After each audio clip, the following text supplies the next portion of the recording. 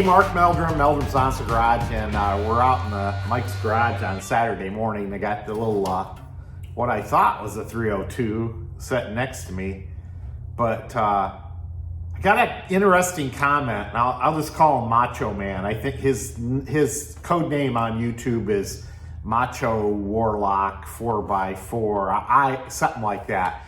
I wish we had our real names on YouTube. I put my real name out there, Meldrum's Monster Garage, Mark Meldrum.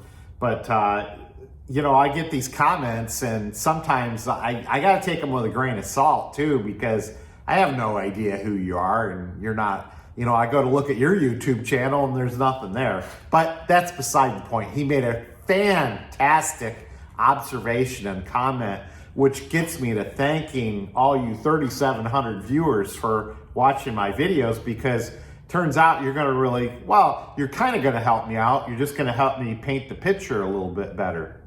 So, Mike bought this engine off of one of our Chevelle buddies, thinking it was a 302 and counter exchange replacement motor from 1974. And we've kind of gone over all the codes. You go back and watch the videos. But the comment made by Mr. Macho Man was really interesting, because it got me tossing and turning last night. And I was like, holy cows, mate, he might be right. I never measured the actual stroke of this piston. You know, I could tell that I've got a high dome piston. I've got the part number on the piston, and you can tell it's a high compression piston. But what I did was I want to check, you know, this engine's all the way assembled now. I want to check what the actual displacement is. Now on a 302, we should have a 3-inch displacement, and on a 350, we should have a 3.48-inch displacement. So one way you can check that is I just got a piece of welding filament here, and what I did was I brought the piston up to top dead center, and then I turned it 180 degrees, and then I got this configured so I could stick it down there and actually see how far it went. And the difference between 3 inches and 3.5 inches is pretty substantial, so we should see that right away. And when I go to measure this, you know, I actually get 3.5 inches. So this is not a 302 engine. It's a 350, which is, from my research this morning, doing a little research, this is a very common thing to happen. When somebody came in with their Z28, their little 302 in 1974, and it was all done blown up, they would get one of these. I'm not sure what they call them. Macho Man said it was a L71. I was looking it up, and they said a LT-1, which is still, you know, we're looking at a high compression replacement motor, 11-to-1 compression ratio, which means we're going to have to run race gas in this engine. But it is not what we actually thought it was to start with. This is actually a 350 engine. And that coincides with the casting number on the back, which was 3970010. And this was made E21st, so May 21st with 1974. And unfortunately, the engine stamp pads don't tell us much, because they're just stamped on the date it was made, and it's CE with some mumbo jumbo numbers there. So, interesting. The next thing I'm gonna do is see what the actual camshaft was. I got some more numbers on that camshaft. And is this a hydraulic camshaft, or is this a solid lifter camshaft? So we're gonna do a little more investigation on that. But it's interesting to know, and I'm gonna read you a little bit more. I'm gonna read you what I looked up in a second here. But I have to change the title on these two videos I made. This isn't a DZ block. This isn't a 302. We're gonna have to start calling this a LT-1 engine. Now, the heads we chose for this are A-OK. The casting number is, what is it, 3947041, 041 heads. And this will absolutely, we have no binding at all, and it will absolutely work with this engine. So, you know, you can see I've got everything together, and I can, boy, this engine spins a lot more. I'll tell you what, it spins a lot easier than the big block. You know, this sucker's spinning nice and easy. So, and we don't have any binding or anything like that. All right, so there you go. Thank you, users, for telling me what I actually have. And I don't know what Mike's going to think of this, but we'll tell him. All right, now that we know to call this an LT-1, I'm going to apologize up front because we're going to go back in time. Remember, it took me throughout the summer to build this on and off, and I referred to it as a DZ302 throughout these videos. So I'm apologizing up front for that. This is a photo of the motor that I did as a mock-up. The motor actually had to come back apart because we found out the heads were not milled correctly for the valve guides. And we noticed that because when I went to adjust the valves, the nut was going way down on the stud. So the heads were taken off, sent back to the machinist. They were remilled for the valve guides, and everything fit up very nicely when I went to adjust the valves the second time. But you're going to see a video of me adjusting it the first time. The procedure's the same. I just didn't videotape it the second time through. All right, so let's get back to this LT-1 motor. So I went back and did some more research on the camshaft, and the GM number was 3972182, and that casting's for an LT-1 solid lifter camshaft. So this is correct. The 405D mark, the yellow 405, is a factory assembly code often found on service replacement cams. The 1970s, the 405 common shorthand reference for the LT-1 camshaft profile was in the GM parts bin. So what does that all mean? Since I confirmed it's a 3.5 stroke, 350 cubic inch engine, a dome piston, 64 cc heads, and now the 182 LT-1 cam, we have a day 2 dream engine. This is a factory spec LT-1 350. So thanks for all the comments back in part 1, and I look forward to showing you a little bit more today. Don't mind being close and personal here. Now we're getting on to the comp cam lifters that we're going to use for this motor. And this is a solid lifter motor. Okay, so we're using solid lifters here. And everybody says, oh my gosh, watch out. You're using solid lifters. Oh my gosh, you don't want cam failure. You don't want lifter failure. Why don't you use a roller camshaft, blah, blah, blah. All that stuff's fine and good, but we're sticking true to our day 2 motor here. And it's going to be a solid lifter motor. And they're doing some things to help prevent lifter and cam failure now. And one of the things Comp Cam has done is they've added a coating on the surface here.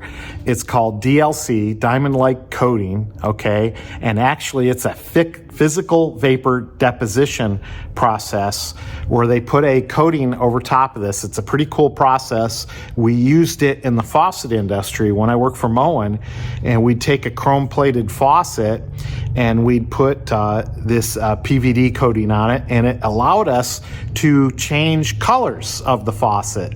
So you think you're getting a brass faucet these days? No, it's a chrome faucet, and then it has a PVD coating on top of that, which turns it a different color. In this case, they decided to do a black, a gunmetal black, and we actually use gunmetal black on our faucets too. But one more thing I want you to do to help prevent failures is you're going to check these out. Now, take a straight edge, and I'm sure there's all different ways you can do this. I've got a razor blade here, And you want to take this, and I don't know if you can see this. Let me see if I can get it. But you're going to notice that this rocks back and forth. It should be a little higher in the middle. And what that allows the lifter to do is to spin as it goes across the camshaft. And you want it to spin. You want to see that your push rods are spinning too. And I will mark those so that we can make sure they're spinning. And I'll rotate the motor with the starter to make sure that it's that all these push rods are spinning around, the lifters are spinning around. But also check and make sure you have that nice little crown on there. So I'm going to go through and check all these, make sure they were machined correctly. And I'm sure you could put it on a hard surface stone, and you can make measurements all the way across with a dial indicator. Maybe I'll do that too, but it's a very minute amount, less than a thousandths you're looking for the crown there. So anyway, check that out before you install those. And then you're also going to use, I'm going to use a little comp cam lifter installation. So we're going to put a dab of that on there, and then we're going to drop it down in the motor. I don't know if you can see the motor over there. You know, we just got the heads put on the motor, so now we're going to put the lifters in. All right, just to illustrate this a little bit further, I mean, I am not set up on a totally flat surface here, and this is not the right type of dial indicator, but I thought I would show you. It's a very slight crown. I've got it in the middle here, and I'm going to move it off to the side, and you're going to see it only goes off about 1/1000th. So you can see I move it back towards the middle. There, 0. And then it's going to drop off again as it goes out. Sorry, I don't have this on the tripod, but I just wanted to illustrate to you that that's a crown on there. Okay? You know, when you're building this stuff in your garage yourself, you got to take some precautions, even though you don't have a complete machine shop. I went ahead and I'm soaking these in oil here, and you can see the bubbles coming out. So, I mean, there's still oil that goes through your solid lifters. It's not as important to soak these in oils as it is the hydraulic lifters, because they're gonna need to pump up. They'll have fluid in them. But still, let's get these things filled with fluid so that oil can circulate through them and still provide good lubrication. So I'm going to take these out. I'm going to put a dab of comp cam on there as soon as these bubbles stop. Lifter installation, and then we are going to drop them down into the holes. I tell you, this is when it gets messy. So I've got my container of lifters here, and I'm you know, all the bubbles have dissipated out of there, and I'm taking them out one at a time, and I'm just gonna brush the face off, and then put a little dab of nice and sticky comp lube on there before I go ahead and drop it down on top of the camshaft. Now these things should go nice and easy. Make sure they don't should have this kind of pre-lubricated. Make sure you got a little oil in there. That's why I thought, hey, why not leave this container of oil in here, because I don't care if it spills into the motor, because it's just going to give it a little bit more motor. So I'm just wiping a little excess oil off of there. I'm putting a little dab will do you there, and then we're just dropping it down into the lifter hole. And like I said, make sure it goes down nice and easy. You shouldn't feel it get stuck or anything like that.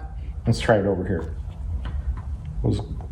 There you go. This pushes down nice and easy. So this should keep you busy for a while, and never have too much oil, I guess. I don't know. We're going to lubricate the crap out of this thing, and when we get we're going to spin the oil pump, and we're going to build pressure up and make sure we got oil coming up all the way around this motor before we continue on. All right, so I'm going to brush it off, put a little dab on there, and then drop it down. Like I say, if you work inside the engine here, it doesn't matter because the oil's just getting dropped into there. You know, it's a messy job. Get some gloves. I'm babbling on because I don't want to touch the camera right now because my hands are so oily. And just to show you, we're putting genuine GM push rods in here. Now, I'm gonna have to clean these. These been in the package so long. Probably been in the package since 1969. But some of the packaging is sticking to this. I'm not sure what the significance of the blue mark is on there, but I will look that up.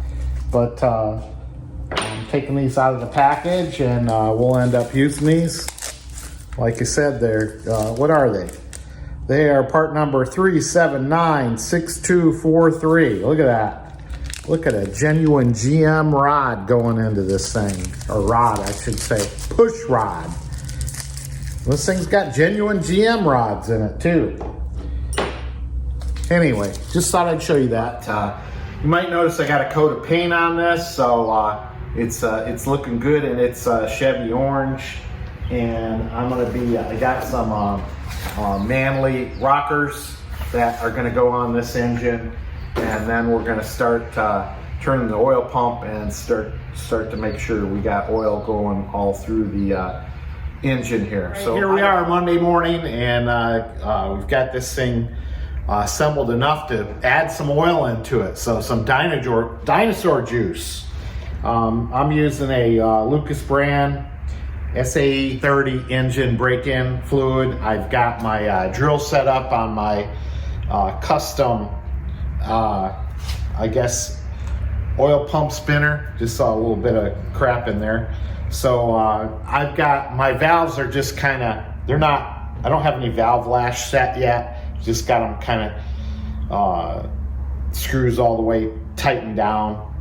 And first thing I want to do is add some dinosaur juice in here. We got 5 quarts going in, so might as well just add it into the valley, since get those lifters nice and coated, since we've got the intake manifold off. So we'll let that soak down in there, all that nice dinosaur juice, and then we will we'll start pumping the pump and see if we get some pressure. So hopefully we get some pressure. All right, there we go. Well, see any leakies below there? Very good. I've got a Sun pressure gauge here, and like I say, I've got this drill set up, so we're just gonna rotate this and see if we get some oil pressure. Oh, it'd help if I plug this in. Hang on.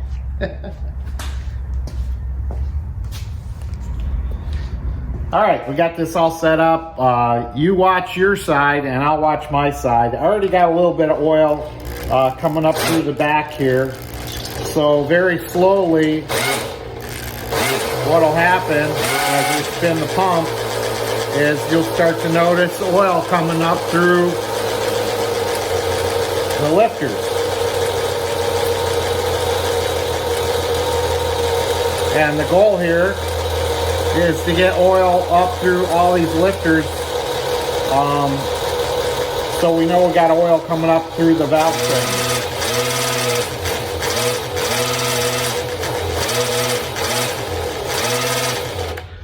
So let me look over here and see if we got any indication. There's a little bit of indication. I can see some oil coming up through this one. Whew. Boy, oh man. Whew, that's smoking a little, my drill is smoking a little bit, so we'll let that cool down. Wow, can't believe it. The drill's smoking already. All right, it's finally gonna let loose right over there. See? Now I'm a happy camper. All right. Got oil dripping about all the valves. And you can see we're running about 70 PSI. I can vary that by just changing the drill. I've got a battery operated drill on here now, but everything is looking good now.